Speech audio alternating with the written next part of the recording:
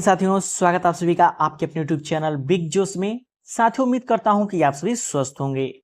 तो साथियों, आज की इस क्लास में हम डिस्कस करने वाले हैं केंद्र सरकार द्वारा 2024 में चलाई गई सभी महत्वपूर्ण योजनाएं एवं पोर्टल से संबंधित सभी महत्वपूर्ण प्रश्नों को।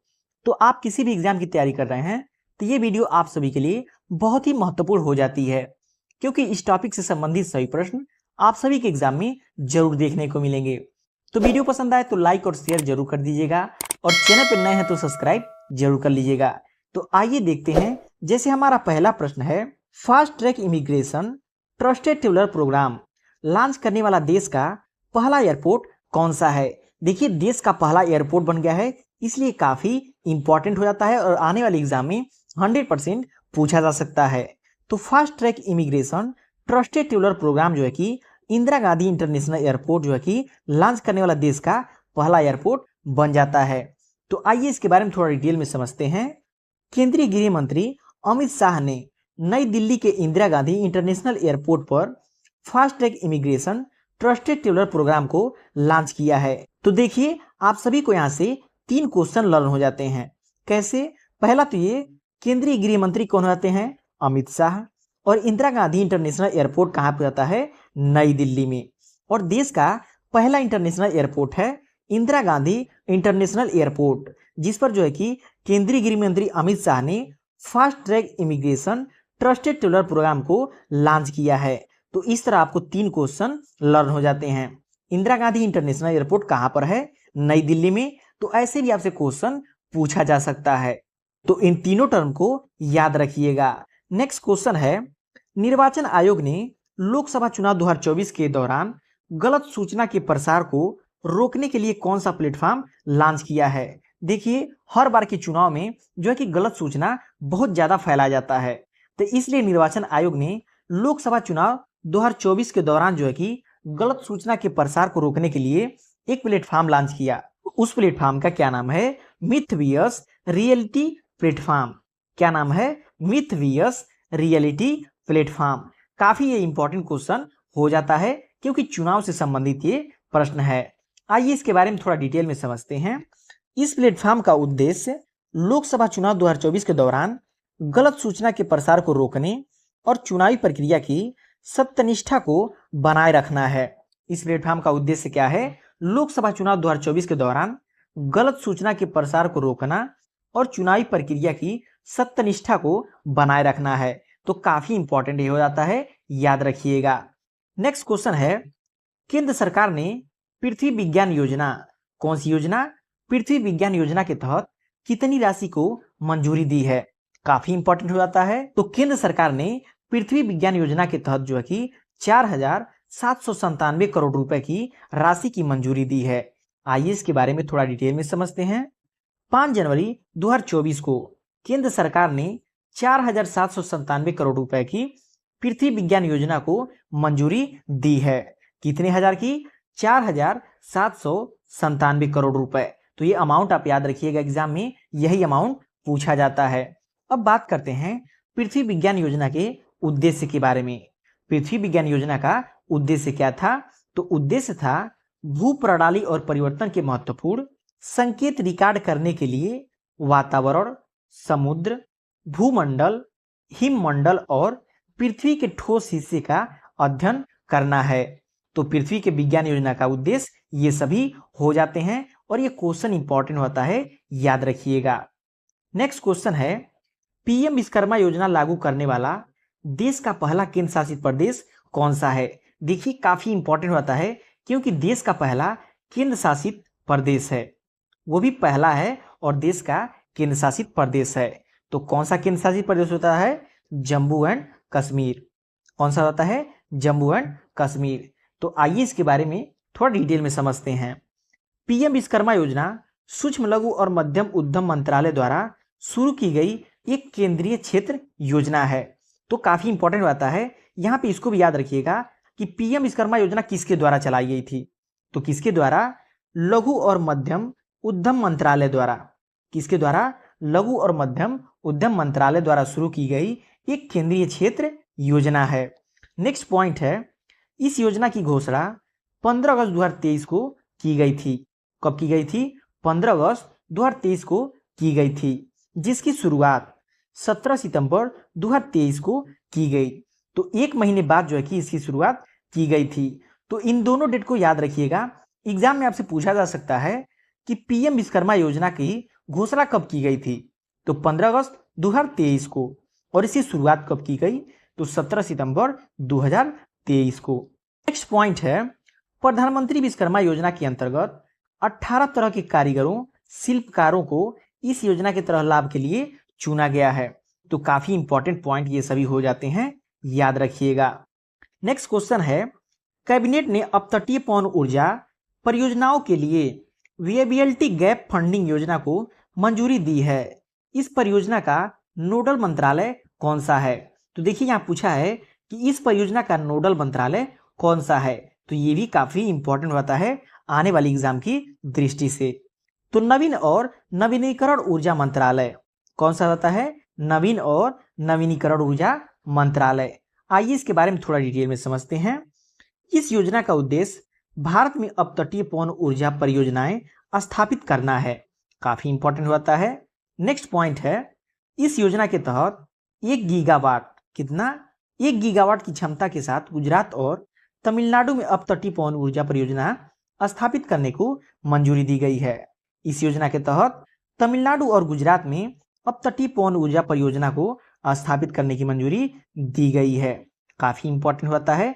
इन सभी पॉइंट को आप नोट करते जाइएगा। साथियों, आपको क्वेश्चन का लेवल देख के पता चल रहा होगा कि सभी क्वेश्चन एग्जाम ओरिएंटेड और सेलेक्टिव हैं। तो वीडियो की क्वालिटी अगर आपको पसंद आ रही है तो वीडियो को लाइक और शेयर जरूर करिएगा, और चैनल पर नए हैं तो सब्सक्राइब जरूर कर लीजिएगा। बढ़ते अपने नेक्स्ट क्वेश्चन की तरफ। भारत सरकार ने किन किसानों के लिए सीडीपी सुरक्षा पोर्टल लॉन्च किया है? तो किन किसानों के लिए? बागवानी किसानों के लिए। किसके लिए? बागवानी किसानों के लिए भारत सरकार ने सीडीपी सुरक्षा पोर्टल लॉन्च किया है। इस पोर्टल के द्वारा जो कि बागवानी किसानों को सब्सिडी दिया जाता है बागवानी करने के लिए। नेक्स्ट क्वेश्चन है, इलेक्ट्रॉनिक वाहनों को बढ़ावा देने के लिए इलेक्ट्रिक मोबिलिटी प्रोत्साहन योजना 2024 किस मंत्रालय द्वारा शुरू की गई है? काफी इंपॉर्टेंट होता है। तो भारी उद्योग मंत्रालय द्वारा। किसके द्वारा? भारी उद्योग मंत्रालय द्वारा इलेक्ट्रॉनिक वाहनों को बढ़ावा देने के लिए इलेक्ट्रिक मोबिलिटी प्रोत्साहन योजना 2024 लॉन्च किया गया है। आइए इसके बारे में थोड़ा डिटेल में समझते हैं। तो 31 सितंबर 2024 तक, कब तक? 31 सितंबर 2024, यानी कि इस महीने के लास्ट तक जो है कि इलेक्ट्रिक वाहन खरीदने पर सरकार की ओर से सब्सिडी दी जाएगी। तो सब्सिडी की लास्ट स्टेज चल रही है, जिसको भी लेना है 31 सितंबर 2024 तक ले सकता है। नेक्स्ट पॉइंट है, इस योजना के लिए राशि 500 करोड़ रुपए है। इस योजना के लिए 500 करोड़ रुपए की राशि प्रदान की गई थी। तो काफी इंपॉर्टेंट ये भी हो जाता है। नेक्स्ट क्वेश्चन है, प्रौद्योगिकी विकास निधि टीडीएफ योजना का संबंध किस संगठन से है? किससे है? Defence research and development organisation, DRDO से। किससे? डीआरडीओ से। आइए इस योजना के बारे में थोड़ा डिटेल में समझते हैं। तो इन परियोजनाओं का उद्देश्य सशस्त्र बलों और एयरो स्पेस एवं रक्षा क्षेत्रों की विभिन्न आवश्यकताओं को पूरा करना है। काफी इंपॉर्टेंट हो जाता है। नेक्स्ट क्वेश्चन है, चर्चित एडॉप्ट अ हेरिटेज स्कीम कब शुरू किया गया था? देखिए, कब शुरू किया गया था इसके बारे में पूछा है, और ये काफी चर्चित था, इसलिए ये काफी इंपॉर्टेंट होता है। तो चर्चित एडॉप्ट अ हेरिटेज स्कीम जो है कि 2017 में शुरू किया गया था। कब शुरू किया गया था? 2017 में शुरू किया गया था। नेक्स्ट क्वेश्चन है, केंद्रीय मंत्री जी किशन रेड्डी ने यूपीएससी उम्मीदवारों की सहायता के लिए कौन सा पोर्टल लॉन्च किया है? किन उम्मीदवारों के लिए? यूपीएससी उम्मीदवारों के लिए। काफी इंपॉर्टेंट है। तो निर्माण पोर्टल लॉन्च किया है। कौन सा पोर्टल लॉन्च किया है? निर्माण पोर्टल। केंद्रीय मंत्री जी किशन रेड्डी ने यूपीएससी उम्मीदवारों की सहायता के लिए निर्माण पोर्टल लॉन्च किया है। आइए इस पोर्टल के बारे में थोड़ा डिटेल में समझते हैं। तो निर्माण योजना के तहत SC ST, महिला या थर्ड जेंडर की श्रेणी की उम्मीदवार शामिल हैं, जिनकी वार्षिक पारिवारिक आय 8 लाख से कम है। उन्हें सिविल सेवा के लिए 1 लाख रुपए दिए जाएंगे। उन्हें सिविल सेवा की तैयारी के लिए 1 लाख रुपए का अनुदान दिया जाएगा निर्माण पोर्टल के तहत। तो काफी ये इंपॉर्टेंट हो जाता है। नेक्स्ट क्वेश्चन है, भारत के किस मंत्रालय ने अस्मिता परियोजना शुरू की है? भारत के किस मंत्रालय ने अस्मिता परियोजना, कौन सी परियोजना, अस्मिता परियोजना शुरू की है? तो शिक्षा मंत्रालय ने। किस मंत्रालय ने? शिक्षा मंत्रालय ने जो है कि अस्मिता परियोजना शुरू किया है। आइए इस योजना के बारे में थोड़ा डिटेल में समझते हैं। इस परियोजना का लक्ष्य 5 वर्षों के भीतर 22 भाषाओं में, कितनी भाषाओं में? 22 भाषाओं में 1000 पुस्तकें तैयार करना है। कितनी भाषाओं में? 22 भाषाओं में। इसको आप याद रखिएगा, ये इंपॉर्टेंट पॉइंट हो जाता है। नेक्स्ट पॉइंट है, साथ ही इस पहल के तहत जून 2025 तक, कब तक? जून 2025 तक कला, विज्ञान और वाणिज्य धाराओं को कवर करने वाली 1800 पाठ्य पुस्तकें तैयार की जाएंगी। कितनी पाठ्य पुस्तकें? 1800 पाठ्य पुस्तकें। वे कितनी भाषाओं में होंगी? तो 22 भाषाओं में होंगी। तो याद रखिएगा, ये सभी पॉइंट इंपॉर्टेंट हैं। नेक्स्ट क्वेश्चन है, नई दिल्ली में डेफ कनेक्ट 2024 के दौरान रक्षा मंत्री ने कौन सी योजना शुरू की? तो कौन सी योजना शुरू की? अदिति योजना। आइए इस योजना के बारे में थोड़ा डिटेल में समझते हैं। तो इस योजना के लिए 750 करोड़ रुपए प्रदान किए गए। किस योजना के लिए? अदिति योजना के लिए। अदिति योजना का नोडल मंत्रालय रक्षा मंत्रालय। अदिति योजना का नोडल मंत्रालय कौन सा है? रक्षा मंत्रालय है। तो याद रखिएगा, आपसे एग्जाम में क्वेश्चन पूछा जा सकता है, अदिति योजना का नोडल मंत्रालय कौन सा है? तो अदिति योजना का नोडल मंत्रालय हमारा रक्षा मंत्रालय हो जाता है।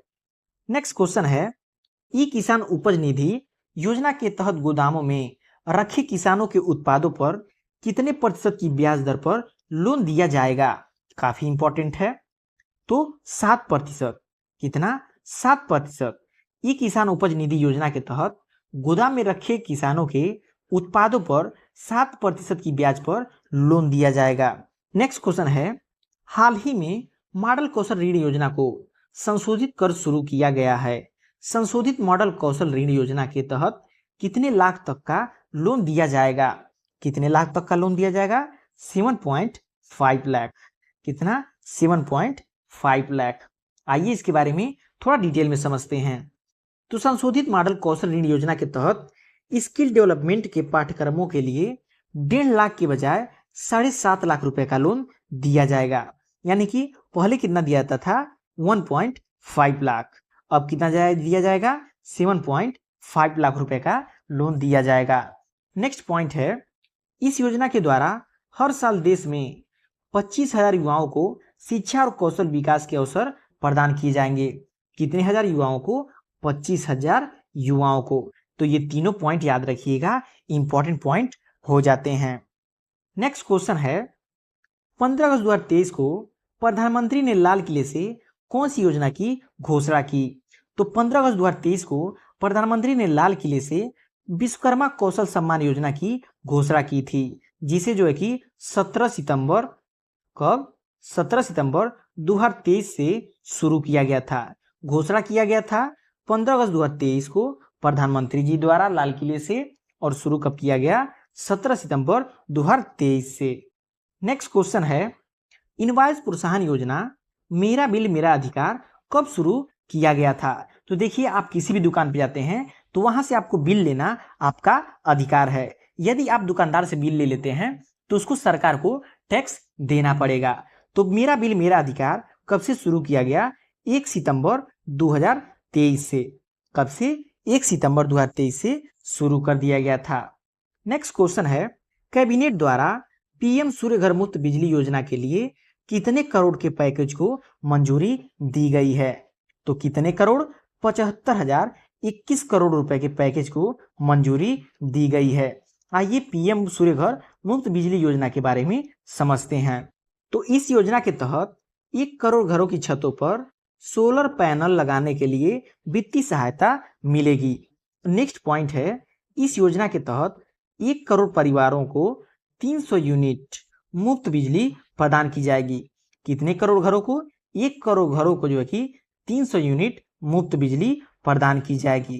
तो ये काफी इंपॉर्टेंट है और ये एग्जाम में आने की 100% संभावना है। नेक्स्ट क्वेश्चन है, निम्न में से कौन सा राज्य या केंद्र शासित प्रदेश उल्लास नव भारत साक्षरता कार्यक्रम के तहत पूर्ण साक्षर प्रदेश बन गया है। तो काफी इंपॉर्टेंट हो जाता है क्योंकि इस योजना के तहत पूर्ण साक्षर प्रदेश बन गया है और वो भी केंद्र शासित प्रदेश है। तो कौन सा हो जाता है हमारा लद्दाख। लद्दाख जो है कि केंद्र शासित प्रदेश उल्लास नव भारत साक्षरता कार्यक्रम के तहत पूर्ण साक्षर प्रदेश बन गया है।